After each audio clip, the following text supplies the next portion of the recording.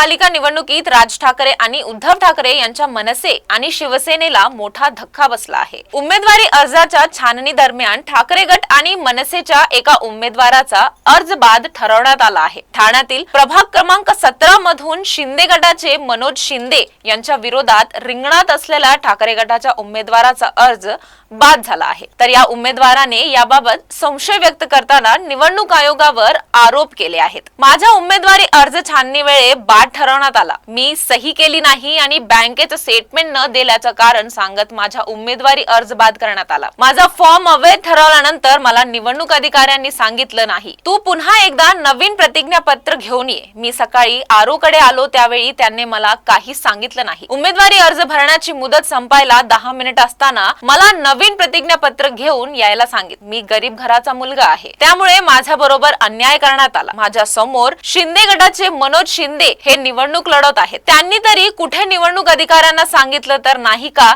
असा संशय ठाकरे गटाच्या उमेदवाराने बोलून दाखवला। तर दुसरीकडे ठाण्यातील प्रभाग क्रमांक 18 मधील मनसेचे उमेदवार प्राची घाडगे यांच्या उमेदवारी अर्जही बाद ठरवण्यात आला आहे।